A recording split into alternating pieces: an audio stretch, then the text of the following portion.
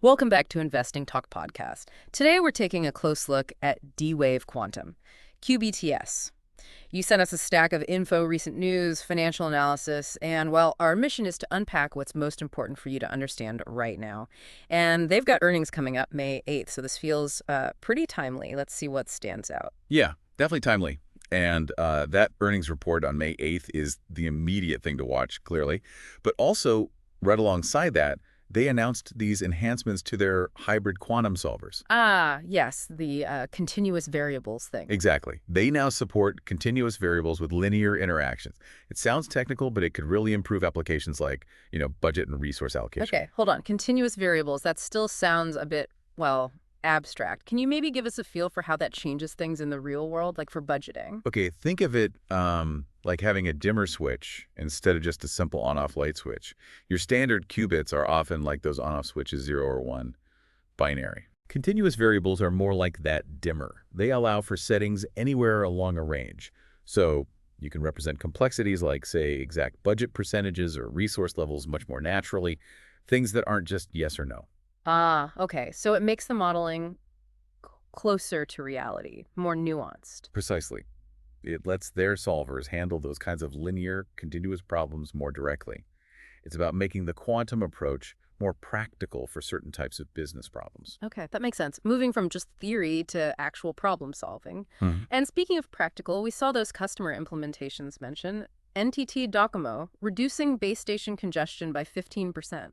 That's pretty concrete. It really is. That's a tangible result. Yeah. A 15% reduction for a major telecom.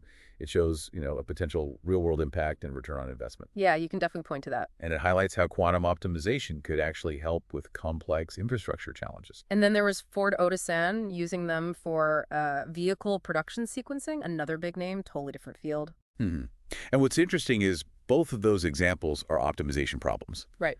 Which really aligns with D-Wave's focus, especially where their annealing technology has traditionally been strong.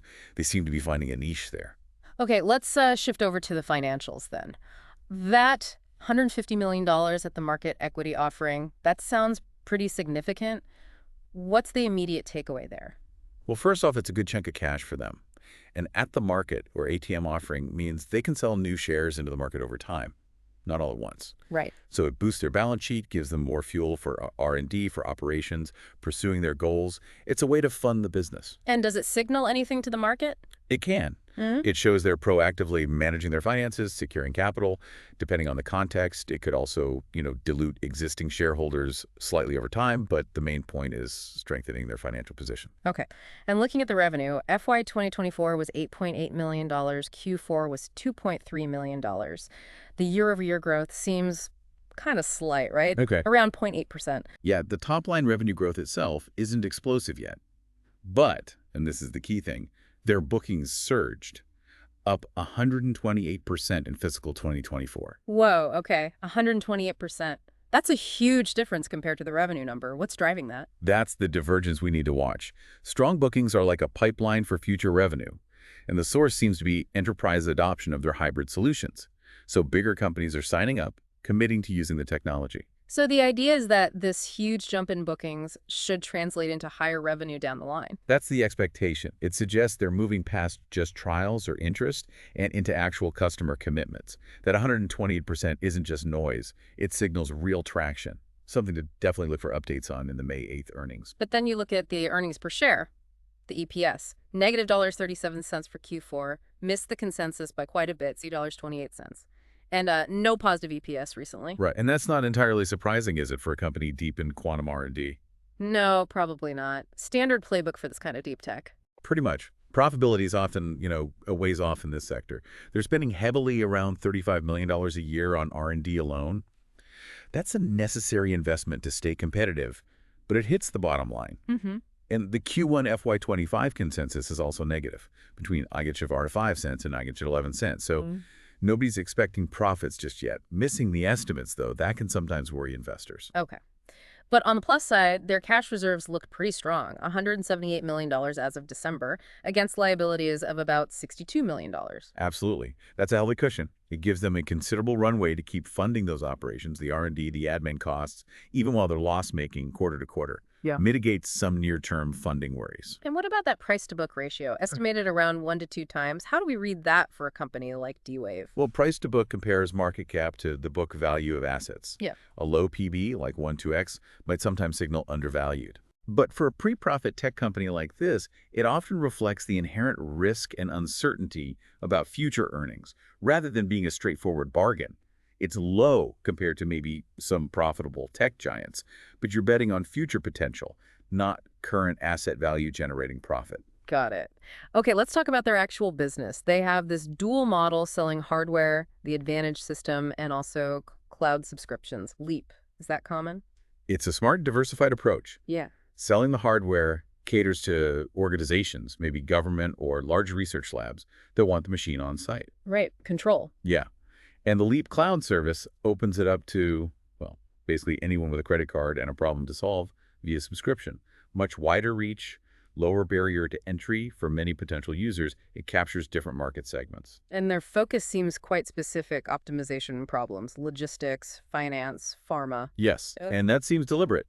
They're really targeting problems where their annealing approach historically has shown promise for near-term value. So they're not trying to boil the ocean with general-purpose quantum computing just yet. Exactly. It's like they're saying, look, for these specific complex optimization tasks, our approach can help now. It differentiates them from, say, the big players like IBM or Google, who are often more focused on building universal gate model quantum computers, which might be more powerful eventually, but perhaps further from commercial application for these specific problems.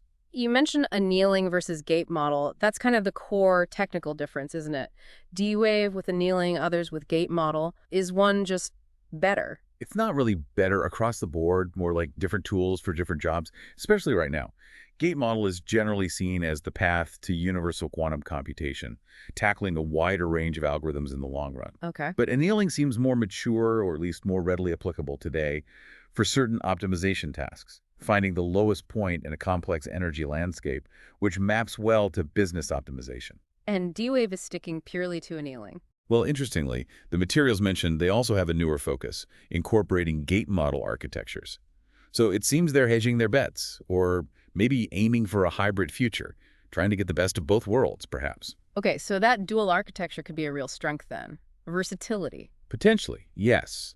It could allow them to address more types of problems as the whole field evolves. And their established presence, the implied partnerships with enterprises and governments given their global reach, that also suggests some level of market acceptance. Right.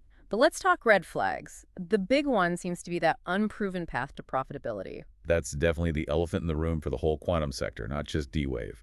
When will these companies actually start making consistent money? It's still an open question. And the cash burn rate. Yeah. Developing quantum hardware isn't cheap. Not at all. It requires massive, sustained investment in R&D, specialized facilities, expert personnel. That high cash burn is a constant pressure point. And you mentioned SEC risks, things like relying on government grants. Yeah, that's common for deep tech, but it adds risk. Government priorities can change, funding can dry up, we've seen that before. What else? Potential IP litigation is a hot field. People protect their innovations fiercely. And liquidity concerns if fundraising stalls, especially if they're not generating significant revenue yet. Yeah. Plus, broader macroeconomic stuff like interest rates impacting funding availability, standard risks for this kind of venture, but important. Okay. Lastly, analyst and investor sentiment. We didn't have a lot of specific recent analyst updates in the info packet. No, not much specific call-out data provided there. But the stock price has seen some movement. What might be driving that, based on what we've discussed? Well, the successful $150 million equity offering probably helped confidence, showing they secured funding, and positive news flow around the technology itself, those solver enhancements, and definitely the customer wins like NTT Docomo and Ford. Seeing real-world applications tends to get investors more interested. It makes the potential feel more real. Okay, so let's try to wrap this up. Bring it all together. What does this mean for you, someone interested in this space, looking at D-Wave? It really feels like they're at an interesting point, doesn't it? An inflection point, maybe? I think that's fair. They've got significant new funding logged in. They are showing tangible, real-world applications with some pretty big names. Right, the validation is there. And those bookings numbers, that 128% jump, strongly suggest future revenue could pick up steam. But, like the whole quantum field, Profitability is still the big question mark. It's just not there yet. Right. And the risks associated with deep tech R&D and market development are, well, they're significant. So definitely keep a close eye on that May 8th earnings report. That should give more clues about converting those bookings into actual revenue dollars. Absolutely. That's the next key data point. What stands out most to you from all this, if you had to pick one thing? For me, it's probably that divergence between the flat-ish current revenue and the booming bookings. That gap tells a story about potential acceleration, but also highlights the lag and the execution risk in converting interest into income. Yeah, that makes sense. Okay, so here's maybe something to think about. How might these early commercial successes, like with Ford or NTT Docomo, actually scale? What needs to happen for quantum optimization to go from these specific projects to much wider adoption across industries? That's a great question. Is it about easier tools, more proven ROI case studies, lower costs? And tied to that, how does D-Wave's hybrid approach, combining annealing and now exploring gate model, potentially position them as this whole landscape keeps shifting and evolving? Does that give them an advantage? It could offer flexibility, yeah. Or it could stretch resources thin. That's part of the ongoing story. Definitely food for thought. Well, thanks for letting us take this exploration into D-Wave with you today. If you found this helpful, please do subscribe, like, and maybe drop a comment. It genuinely helps us bring you more of these focused analyses.